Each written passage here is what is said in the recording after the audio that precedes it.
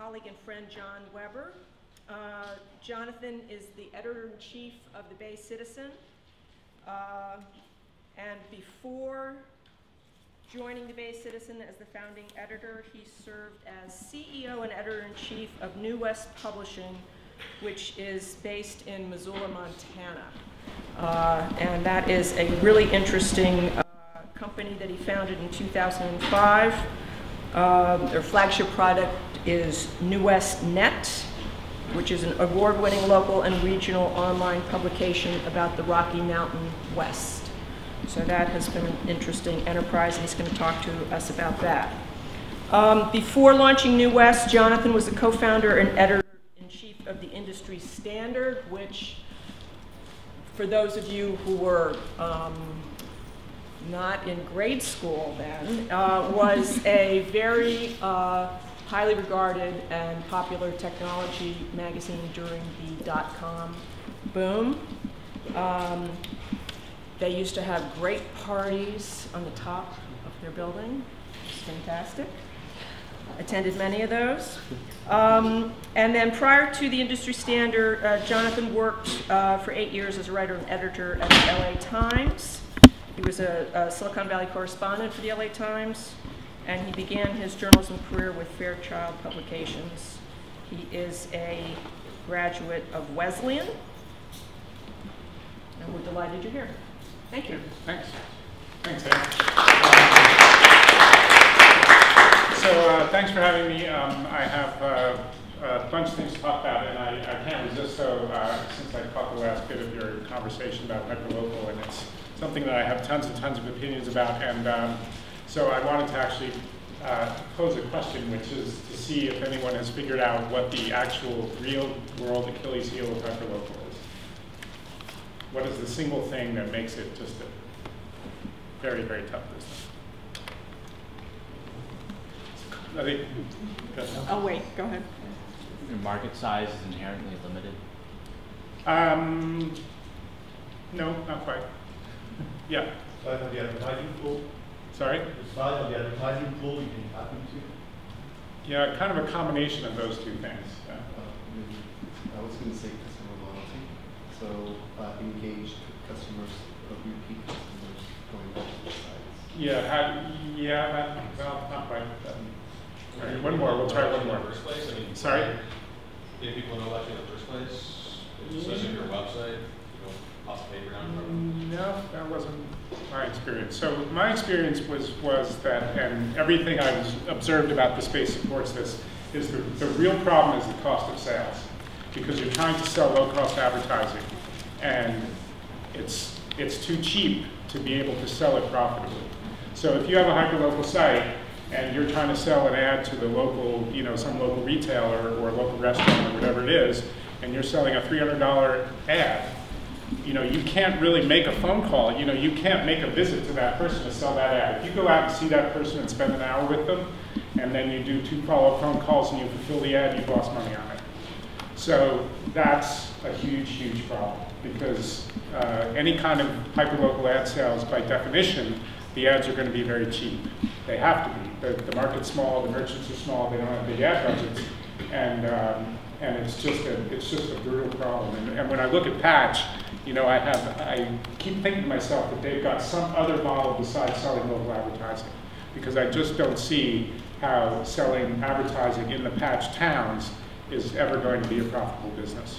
They have to have there's other dimensions to it that have to do with regional sales, national sales, or some trick they've got up their sleeves or something, because selling, ads to a local dry cleaner, there's no way. Yeah. Do you think the localized ad market itself might mature such that there will be localized ad aggregators, that you can just subscribe to this service that collects a bunch of localized ads that you just kind of like the way you still like somebody's still got to sell the ads though. Right, but then they have a scale, and they have a sales force that's doing this. That's the purpose of their, as in like the industry for localized ads hasn't really matured yet, and it's just starting. So maybe that's in the future. Well, that's conceivably something, if you could aggregate all of the local advertising in a small market and sell that as one thing. That's conceivable. The other thing, what people used to think was going to be the solution was self-service advertising. But that's, that's a non-starter. Advertising needs to be sold. People don't go out and buy advertising without somebody selling it to them. So anyway, that was just a little aside that I couldn't resist getting into after hearing the end of your discussion. And obviously, I'm happy to answer other questions about that as we get into the Q&A. But I did want to talk a little bit about my experience with several ventures, including New West and the Bay Citizen, which are both, I think, quite relevant to what you're doing here. As Anne had mentioned, I was the editor of the Industry Standard, which was a story in itself. As a business story, we went from a standing start to $140 million in revenue in the third year, and then we went bankrupt in the fourth year. So that was very interesting. We were famous for our parties, and parties are a great marketing vehicle. And after the Standard went out of business, I knew that it had been a lot of fun, and the startup experience was great, and I knew that I wanted to do that again. And so I had moved to Montana, actually originally to teach at the journalism school, and I got very interested in what I thought was a big story about growth and change in the Rocky Mountain West. So the publication was really started from a story standpoint. It was kind of about something, and that is something that I actually recommend. If you're trying to start a publication that has a journalism component, kind of being about something really helps. And so we thought of it in terms of the overarching story of growth and change in the Rocky Mountain West, transition from a resource-based economy to an amenity economy, and a whole set of political, economic, social changes associated with that. And at the same time, this was in kind of 2003, 2004, was when blogging was really coming to the fore, and online in general was starting to be a much more important medium. People had been predicting the transition of journalism from print to online for 20 years, but it really started to happen in kind of 2003, 2004, 2005. And so I thought there was a great story and a big shift in the medium and the industry, and that might create a business opportunity. So that was really the thinking behind it. Now, the original structure was that it was going to be a network of local sites, so we would have local sites in a whole bunch of communities around the region across the Rocky Mountain West, and so they would be kind of hyper-local sites in these individual towns, and then would kind of aggregate together into a sort of a regional magazine. We always have multiple revenue streams in mind, so online advertising on the website obviously was the first one. The second was conferences. I meant to show you, let me show you the last one. I've always been a big believer in the conference business and the live event business as being a very important complement to many kinds of publications and journalism operations. They can be effective as marketing vehicles. They can also be businesses and be moneymakers, which the conference business was at New West. So we have the online, we had conferences. We built an event calendar, which we charged for some of the listings and things like that. That's actually not here because I ended up selling it later on. But people paid to have their venues featured on the event calendar. And then we actually planned and briefly launched a print magazine. So that was also a revenue stream. And then we had some other very small items in custom publishing and syndication and things like that. So I developed a business plan for New West and set out to raise money, and I was able to raise angel capital. I raised $300,000 in the initial round. It was extremely arduous. Raising money is very difficult in general. Whenever people talk about, anytime you hear somebody say how easy it is to raise money these days because the VCs are just looking to throw money at anything, that's total BS. It's never easy to raise money. In fact, on the contrary, it is very, very difficult to raise money, and it's especially difficult to raise money for anything that has journalism as an important component of it. VCs like to invest in things that require very few people and that have a kind of a technology turn of the wheel that has the potential to really revolutionize something. And you know, most business plans don't really have that, quite frankly. So, so money raising is not easy. I ended up with, at the end of the day, I had, well, so I did the original angel round of 300,000, and then we did well enough to do a Series A of 500,000, which was still also an angel round, although a lot of the angels in the deal were professional VCs who were doing it as a personal investment. So I ended up with a total of 19 investors, so if you kind of think through what the process would be to kind of get 19 people to put money into a company, it's extremely time-consuming. The success that I had in the fundraising, in turn, was based almost entirely on my own reputation and previous accomplishments. So that was really what people were looking at, much more than the business plan in a way. The other thing that I found was interesting about the fundraising is that my original pitch was that it was a good business opportunity, and it was also kind of a good thing for the region. And the people who cared about the Rocky Mountain West would be interested in investing because they cared about the region. And there was very little journalism in that part of the country and a lot of big issues that need coverage. And so, so I thought that there would be interest from that perspective. What I found quite quickly is that people look at those two things very differently. So they invest in a business because they want to make money, and if they want to do something good, they do charity. So if you kind of come with a pitch which is like, hey, this is a great opportunity and you can do good too, they kind of look at you like, well, is it a business or a charity? Because if it's charity, you know, fine, but if it's a business, then I'm going to look at it as a business. So that combination was less effective than I expected. Now, at the end of the day, I did have some people who, you know, who were in it for both reasons, but actually very few. So we raised the money. As I said, it was very complicated. If anyone ever tells you, by the way, that you should be an LLC instead of a C Corp because you have more flexibility, you should think real hard about that, because the downside of flexibility is complexity and lawyers' fees. So I actually recommend the C Corp for that reason. And I offer that little piece of minor advice because I can never get a good answer to the question when I asked it at the beginning. And people are like, well, there's pros and cons, you know, that's what everyone said, but I have, as on other topics, many opinions about that one. So we started the company. We did some very good journalism out of the gate, which got us quite a bit of attention. We won some awards. We won 2 Online News Association awards in the first year. That was extremely helpful. We had quite a good reputation on the journalism side. We had a kind of what I refer to as a pro-am model. So this was at a time when people thought citizen journalism was going to be the answer for journalism, which I never really believed, but I thought that it could be a part of some future thing. And so we had paid professionals, we had semi-paid, semi-professionals, and we had unpaid people who contributed for various different kinds of reasons. In many ways, it was successful, and it still exists 6 years later, which is a market success. It was very, very difficult on the business side for a lot of the reasons that I just explained. You know, sometimes I thought that it was just because I'm a lousy sales manager.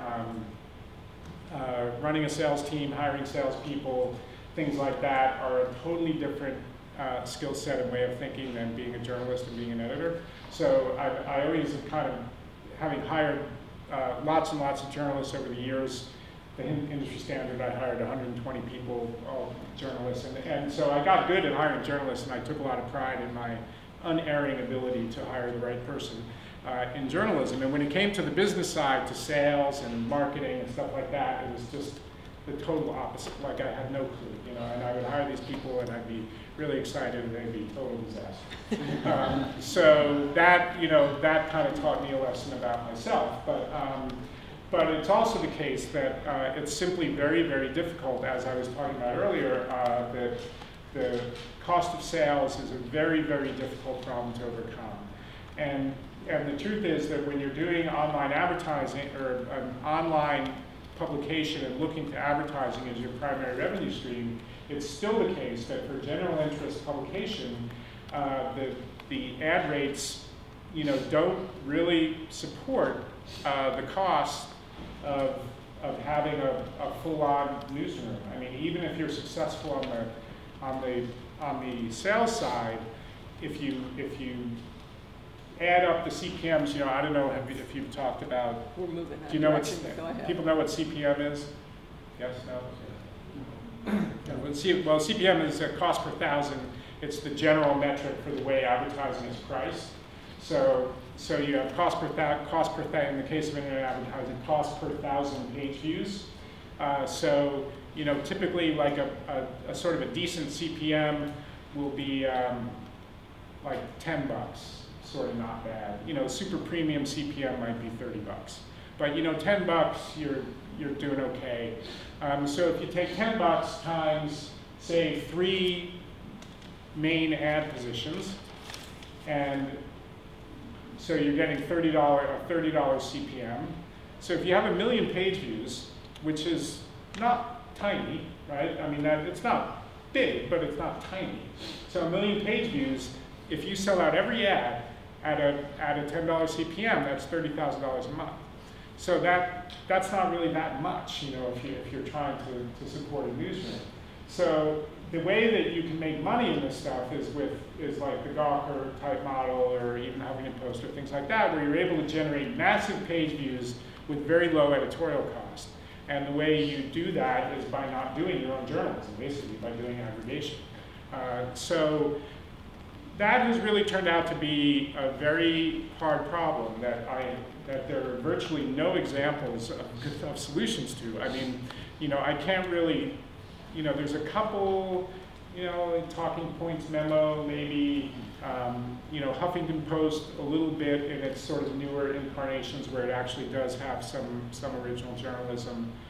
But it's a very short list, to be quite honest. There are plenty of publications that are in specialty publications is a very different game. So if you have a vertical niche that has a lot of demand for very specific kinds of goods and services and a lot of money in that particular advertising niche, that is something you can make money on, and there are plenty of examples of people do well on that. But for kind of general interest civic journalism, there's very, very few examples of people being successful with an advertising-based or really any other kind of business model. Now, that kind of brings me to the Bay Citizen, and Anna mentioned that you all had read the piece that I wrote about the problems with nonprofit journalism when I was on the other side of the fence. And believe me, I've been grilled many times about that story, including in my interview for the Bay Citizen, actually, where they had it in hand and were like, "You don't believe in nonprofit? Why are you even here?" But the reason that well, there were a number of reasons I was interested in the Bay Citizen, but in terms of the profit versus nonprofit question, I did really, from my experience at New West, just come to really believe that the issue of a business model that will support original journalism in the online medium just hasn't really, we haven't found the solution to that. And New West kind of struggled along. I was able to sell the company. Although, selling the company, that would sort of imply that I got money from it, which is not really the case. But, I sort of sold it for the debts and things like that. But, in the scheme of things, the outcome of New West for the era in which New West was started, and there were a whole bunch of them that started right around that time, and we did pretty well. We did better than most, but it was still very, very tough. Now the nonprofit model is a very different kind of approach, obviously. And a couple things about the Bay Citizen. One is, I don't think of the Bay Citizen as a hyperlocal. The Bay Citizen is a regional publication. The Bay Area is a large region, and most of the things that characterize hyperlocal don't really characterize something that crosses 9 counties of a major metropolitan area. the thing that was interesting to me about it was that it was an opportunity to really reinvent what the Metro newspaper, which has traditionally been the driving force of journalism in this country. And unlike other countries, by the way, which tend to more have national newspapers as opposed to big regional metro papers. And so that was very interesting to me. And the nonprofit model is a real business model, even though it's nonprofit. And in the same way that this nonprofit, you know, people used to ask me sometimes, because New West was a kind of a mission-driven business in a way. As I said at the beginning, we were about the story. And people would ask me sometimes, well, is New West a nonprofit? And I would say, well, not on purpose, was my stock answer. And so in the same way, you know, the Bay Citizen is a nonprofit, but we're kind of very business-minded in a lot of ways as well. And the model is based on 4 revenue streams. So it's large gifts and foundation grants. It's corporate sponsorship and underwriting, which is essentially a form of advertising. Syndication. And we have a deal with the New York Times, which is kind of our flagship syndication deal, and a few other things like that. And then membership, which is a public radio style, donate $50 a year if you like our stuff. So there's 4 revenue streams. They kind of shift in importance over time. So the big gifts and grants are more important at the beginning, and then as we build up the traffic and the membership, which takes time, and these other streams kind of take time to develop. But they become more important over time as the large gifts sort of diminish a little bit.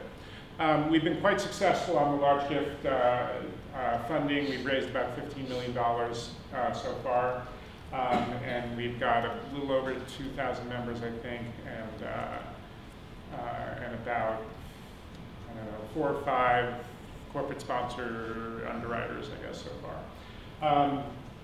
So that's the kind of brief outline of the business model. And journalistically, we're really trying to be a very broad-based publication that does very high-quality journalism around, you know, things that are important to people in the Bay Area. That falls generally into 2 big buckets. One being what I refer to as civic journalism. So that's, you know, politics, government, education, healthcare, land use, environment, business, those issues. And we have beat reporters who are assigned to each of those beats, and their mission is to cover those beats on a regional basis. It's tricky because our staff is not, I mean, it's big relative to a lot of new journalism organizations, but it's small relative to the mission of covering the whole Bay Area. So, you know, as an example, we do very well, I think, covering San Francisco politics. We don't really do much in covering politics in San Jose, at least not yet, until we get bigger. So even though nominally we cover the 9 counties, we cover the kind of inner core much more heavily than the sort of outer rings, including San Jose. So we do a lot in Oakland, but much less in San Jose. Now, hopefully that will change over time, but that's kind of where we are now. And then we have, so there's kind of civic news, and then there's arts and culture. So the Bay Area obviously is very rich in all manner of cultural things, very important to people. And that includes culture, even includes things like sports and fashion and things like that. So we do cover all those things. We're very news driven. So, and culture, I mean, even around culture, it can be very newsy, which we are, about events, things happening. And we try to stay away from the sort of evergreen features. We don't do any service. And that's just where we feel the kind of the need is. Now, I do think that, and I heard this come up a little bit at the end of the discussion of sort of, you know, the bake sale versus City Hall or whatever. And you know, I'm really, in my experience, news drives traffic, news-driven and being focused on civic journalism and wanting to have a significant audience. To me, to my mind, they've always gone hand in hand. I mean, you can look at all of our high traffic peak points. It's always driven by stories. You know, the Giants are in the World Series. You know, people are just swarming to read about that. You know, that's a kind of a light example, but it's really true. You know, San Bruno explosion was a huge story for us. Even the accident in Japan, we don't cover Japan. We don't do any national or international, but we do cover kind of local fallout, to forgive the bad pun, but we do cover those issues, and that has driven a tremendous amount of interest. We've had huge traffic from stories about the radiation in the Bay Area, even though there isn't much of it. There is some of it, and there's more of it than they said there was going to be, and so forth. So great stories drive traffic. That's always been my experience. In New West, when we did great stuff, that's the stuff that got the traffic. Now, great stories don't always drive traffic, so you can do great stories that don't get the traffic, but you can't get the traffic with anything but the great stories, basically, in my experience. Social media is a hugely important phenomenon. Facebook is a huge referrer for us. There's a lot of things that need to be done there, but it's also not quite, people sometimes think that social media is a substitute for a marketing budget, which it isn't. And that's an important thing to keep in mind. So, sometimes when people say, how are you going to get the word out? And people say, well, social media, and that's sort of a way of saying we're not planning to spend any money on it. And it might be a wise decision not to spend money on it, but spending money on marketing actually does work. So, I would certainly keep that in mind. Yeah. What sort of marketing do you guys spend on? Do you advertise or? So Bay Citizen, and I'll just kind of finish my little talk here. But we've started to do a little bit of marketing. We've done a little bit of an outdoor campaign on bus sides and things like that, just to build a little bit of awareness. A little bit on online advertising. We actually have a Google grant so Google basically gives free AdWords to nonprofits. There's a process you have to sign up, but we do that. So we do some AdWords advertising through Google. Now now in terms of the style of the coverage, so I talked a little bit about what we cover and the geography and those things. Another kind of important dimension of it is that we are very much a kind of multimedia oriented or platform agnostic oriented type of operation. So we do a lot of photography, we do some video, mostly raw video of events and things where you can get a kind of a you are there quality from having a video that is harder to do when you're writing. We don't do much highly produced video, mainly because it's extremely time consuming and we don't have evidence that that's really going to be worthwhile. And then we've also put a lot of resources into an interactive data team. So we have sort of big data applications. As an example, we did a big map of, we took all the data about bicycle accidents in San Francisco and put that into a map, and so you could see where the accidents were and what kinds of accidents and whose fault they were, and those kinds of things. You could actually see where the most dangerous spots are in the city. And so we've done about half a dozen sort of big apps like that. And then we do a lot of smaller things day to day and some fun things. We did an app recently about, it was about book clubs and reading groups and literary events. And then we had a simple little game where you could answer 5 questions, and it would tell you, based on your answer to those 5 questions, which of the reading groups or literary events would be most suited to you based on your preferences. And so that was kind of fun. We're going to do something similar to that for the San Francisco International Film Festival, which can be very helpful because, if you think about it, if you're not a film buff, but you're interested in seeing non-mainstream films, and you look at the San Francisco International Film Festival, there's hundreds and hundreds of films. How do you decide what to go to? So this I think would be a nice way to do that. So we have a total of about, let's see, I think we're now at 17 in editorial, 3 people on the interactive data team, and about 10 people on the, 7 people in the business team, and then 3 other people on the tech team outside of the interactive data team. I'll also, the last thing I'll mention, and then we can go to some questions and discussion. We do also on the tech side, we have a very ambitious project to create an open source version of our CMS, our content management system. So we built a system based on Django, which is a kind of an architecture for CMSs. And we worked a little bit in the early phases with the Texas Tribune, which is another nonprofit doing something similar to us in Texas. And then we applied for and got a large grant, $1 million from the Knight Foundation to work with the Texas Tribune to create an open source version of that CMS that can be used by anybody. And that's called Armstrong, and I think we're going to launch it in May.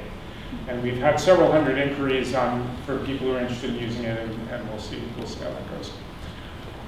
So maybe I'll stop there, and we can, I can talk about any other kinds of things that anyone might discuss. So you mentioned that you guys have 4 pretty distinct revenue streams that you try to pull from. One of the things that was in our reading that I noticed was something that I didn't really consider to be like a revenue stream that could actually work. But I go to the Sacramento Press, it accounts for like 2/3 of what they do. It involves kind of helping businesses use social media, and it's kind of like a social networking consultancy segment of their business. And is there any sort of are you trying to move towards that, or is that even across your radar? And if not, are you looking to go beyond the 4 that you already have in terms of revenue streams? Well, I don't think we'd go in that particular direction. It makes sense for them. I mean, that is kind of a little bit of an extension of the local advertising business.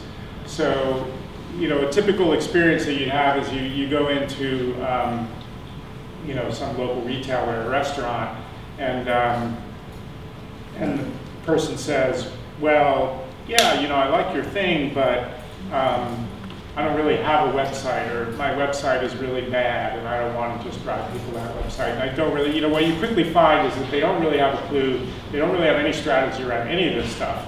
And so what you can readily say to them is, well, hey, I can help you with a whole bunch of things here as a consultant. And so it's a kind of a way of upselling your basic advertising product into a broader service. And so it makes sense. We did, in fact, New West currently is doing a lot more of that under the new management. But for the base citizen, it's not really quite a fit. I mean, in the very long term, who knows, but not in the next phase. So you said you guys are hyperlocal. Hyperlocal is like kind of an underserved niche right now. I mean, it's growing, but it's something that wasn't served so much before. And you guys are more regional, which is not underserved. It's actually kind of saturated right now with the Chronicle and the Oakland paper and the Merck. So why would, from a business standpoint, why did you want to go there? And also, what distinguishes you from those newspaper websites besides being online only? Well, first of all, the impetus for starting the Bay Citizen was not to make money, so the question of whether it's a good business opportunity is actually a secondary question. So, we weren't really looking at it that way, like, what's a good business, and therefore we'll go out and do what's a good business. It's more like, what do we think the need is, and then as a second question, how do you make a business out of that, or a nonprofit business? But in terms of the needs, I don't think it's really true that it's so saturated. The Oakland paper, as a good example, I mean, all the papers around here have been consolidated into basically one, the Bay Area News Group, Dean Singleton's chain, now controls all the papers around here.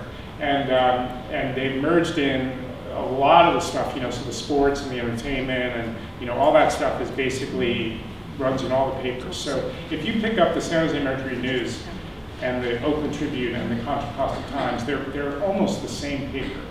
The Oakland Tribune has like 5 people covering Oakland. So that's actually not very much for a city like that. And so the Cron has, they've got about 110 people in editorial. That's down from 450.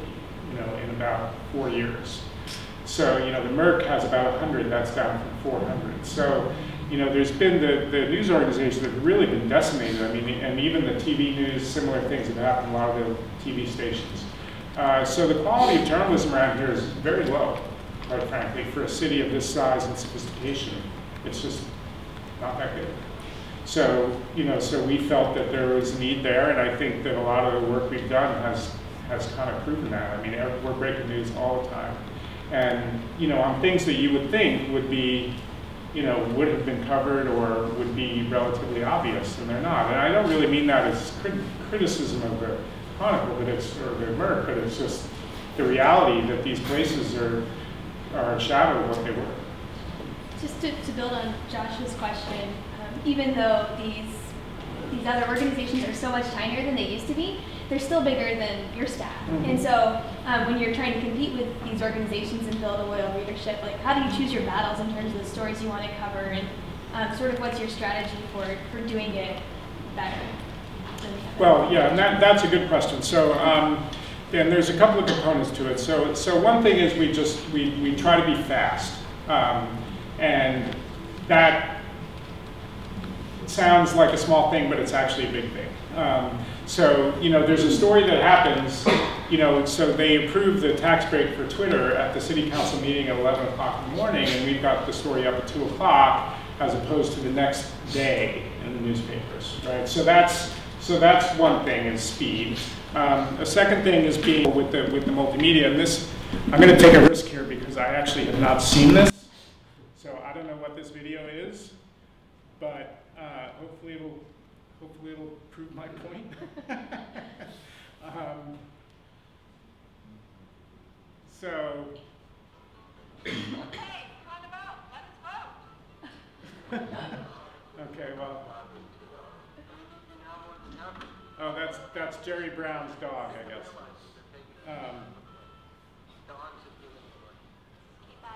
Yeah. So anyway, we won't watch the whole thing, but this is just kind of an example of a quick, fun thing that we can do, and we can be a little more in depth, with that. I think a third thing is the data applications, and when we looked around to see who was doing good interactive data stuff in the news business around here, there wasn't anybody. And then the fourth thing, and I didn't really talk much about this, but we also we have a partner program. The Peninsula Press is part of that. So some of you may have had stories on Bay Citizen. But part of what that's first of all part of how we get down to a more local, kind of hyper-local level than we would as the regional Bay Citizen. And secondly, it's a way of, we try to be a kind of a supporter and in some ways a platform for many different kinds of organizations or individuals who are doing real journalism. And by that, I really mean reporting-based journalism. That's kind of my definition. Reporting-based, meaning somebody is kind of going out there and finding out firsthand about something. And so we really want to be a kind of a supporter and connector of the emerging ecosystem of journalism, which is going to be very different than the old world of journalism. And the main way that it's different is it's much more fragmented and decentralized. So traditional newspapers, and certainly the Crown and the Mercury in this category, I mean, their stance towards the world traditionally was that we are the source of all news, and that's sort of the end of that, and you didn't really, not only didn't you publish somebody else's stuff, but you sort of avoided even mentioning that there was anyone else out there. When I worked at the LA Times, it was like a point of principle that we couldn't, they didn't even want to run wire stories usually, because it was like all news is reported by us, and the Journal, I'm sure you had a similar experience. And that's just those days are gone, and I think that kind of our ability to just take a different approach to all of that is another thing that makes us kind of different. Yeah. So you alluded to using analytics and being like business oriented in the Bay Citizen. I guess, how do you think about analyzing the pattern of viewership among your users? Like, how does it, do you have much insight about like what their like behavior is and how they go to base citizen versus going to other sites? Like, do you get a lot of analytics from that?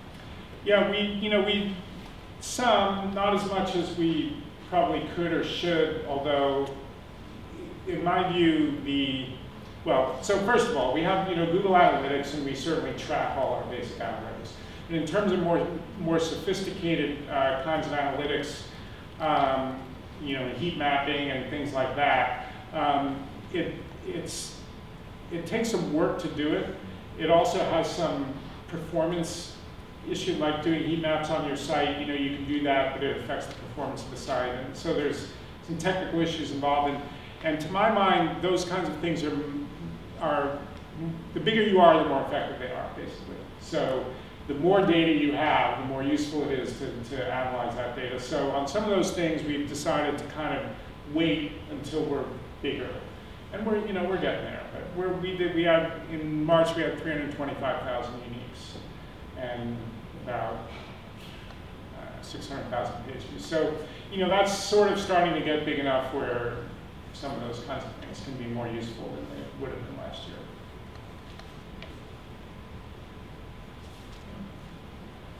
Do you see anything like truly innovative going on in the news business in terms of, and where do you think that innovation might come from? Would it be new forms of advertising or distribution or getting new readers? And then second, do you think it's possible to make big money in the news business? And if you could, would that even be just? Would it be just? Like, I mean, it seems like just from hearing conversations today that journalists feel there's actually something evil almost about making money through journalism. And so Talk to Rupert Murdoch. Yeah. Yeah, I don't think there's anything wrong. I mean, personally, I don't think there's anything wrong with making money. I do think that if your goal is to make money, the news business is not the best business to be in.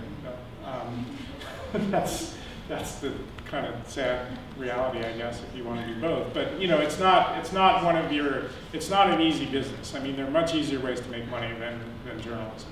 So, but that said, I don't see it as mutually exclusive. I mean, all these newspapers and TV news operations, everything else, they've always been money-making businesses. So I don't see an issue there. I'm sorry, what was the first part of your question? Innovation. Oh, who's being innovative? Yeah. Well, there's a lot of innovation in distribution, I guess. So, Facebook and the fact that that's such a big channel for news, or all of these aggregators of many different kinds, whether it's Dig or Huffington Post or anything else. So those are what I might think of as innovations in distribution. There have been some sort of niche-y things that have been innovative on the content side, but not necessarily in a journalistic way.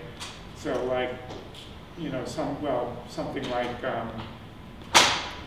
Cheeseburger Network, or, even TMZ. I mean, TMZ is news, I guess. But, so there have been, kind of innovations there. But, the tough thing about journalism is that the real craft of journalism isn't really affected that much by technology, actually. It's basically like going out into the world and finding stuff out and then communicating that in whatever is the best way to do it. And so writing is actually the best way to do it quite often because it's much more efficient. You can get a lot more information from a written story than you can. You spend 5 minutes reading a story, you're going to get a lot more from that than spending 5 minutes watching a video, usually. I mean, there are exceptions to that. But, so, in terms of the process of journalism, I mean, the biggest thing that could be an important innovation, I think, in the actual process of doing journalism is crowdsourcing. Because journalists can't be everywhere, obviously, and so particularly when you have a large breaking news event like San Bruno is a good example. You know, no matter how big a newsroom you have, the chances that somebody was standing on the street corner when that pipeline exploded are very low. So if you could find a way to harness that and to kind of capture the observations of the people who happen to be standing there, that would be a major innovation. But it's very hard to do. And it's certainly something that we're interested in and toying around with in different ways. But so as I've been searching for jobs, I've seen some postings for public insight journalist. It seems to be a category of journalism that's cropping up. Is this something that Bay Citizen has considered? It's basically tapping into it's building a develop a couple of deeper partnerships with some of the larger ethnic media publications. So those are kind of two specific things. You know, in general, the challenge of being a general interest publication is that almost by definition you're trying to encompass a big world with a lot of verticals. And so how do you kind of make something that looks maybe only inherently interesting to people in that community, and how do you kind of identify and then draw out aspects of that story that would be interesting to the much broader community. And so I don't know that we have an answer to that exactly, but that's sort of the way that we would think about it. So, you know, most of what's in the ethnic media is probably not of interest to people who aren't in that community, because that's sort of the nature of it. But yet there are some things that in fact are of great interest. So how to identify those things, draw them out, and kind of do those stories in a way that are of broad interest. So we only have about 5 minutes left. Can I ask a closer? Sure. You talk about building a sustainable nonprofit, and we talked earlier a lot about making these our ventures here sustainable. What does sustainable mean to you? Well, sustainable would mean that we're no longer dependent on the Warren Hellmans of the world. So in other words, to no longer be relying on these very large gifts. That's basically the definition. And the way I think that we would get there is through a combination of those other revenue streams. So, and membership being a very important aspect of it, and corporate sponsorship and underwriting. So those are kind of, you know, syndication I think will probably always be a smaller piece. But you have that deal with the New York Times, so just bring you some revenue. Yeah, so we get paid by the New York Times, and there, you know, and there's a few other deals like that in the pipeline actually, in other, not in print, but in other media. So the foundation gifts go down, but the corporate sponsorships rise. Yeah, the corporate sponsorship goes up. Yeah, and corporate sponsorship is a kind of a form of advertising, and you know, this is, well, I can't really. People are like tweeting or whatever. I don't know. Oh, I'm not. No. You were looking at me like I was. No, it did come up earlier. That's why I looked Yeah, over there. yeah, But, Right. Can I say something off the record? Off the record. Off the record comment, is that Sure. permitted? Sure. So my off the record comment is that You mean off the record or deep background? Serious. well, I guess it would be off the record, yeah. So We'll delete it. corporate sponsorship and underwriting is kind of a form of advertising, but you can charge a lot more money for it. So, you know, if you sell CPM advertising, people are going to look at that in a certain way. Sponsorship and underwriting tends to come out of different budgets. It's looked at differently for different purposes, and so we can sell sponsorships and underwriting for a lot more money than we can sell CPM advertising at the moment. So, so that's how we kind of frame it and approach it. Now, it's also quite possible that over the long run, we would decide to be more of a straight advertising play. As we get bigger, that becomes much more viable. So that could be part of the sustainability in the long run. And doing the corporate sponsorships? We can be back on the record.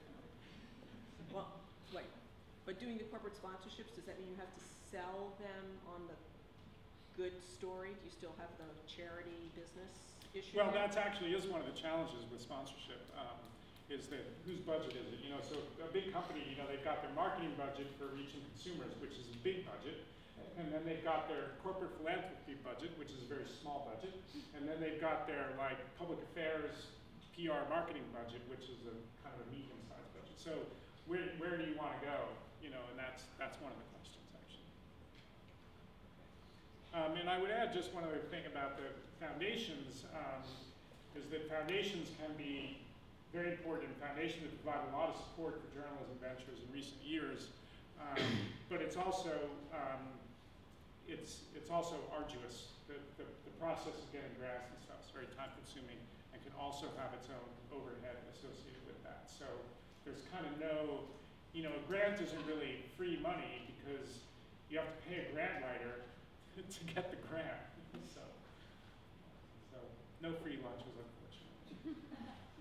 Okay, well, we're out of time. Thank you so much.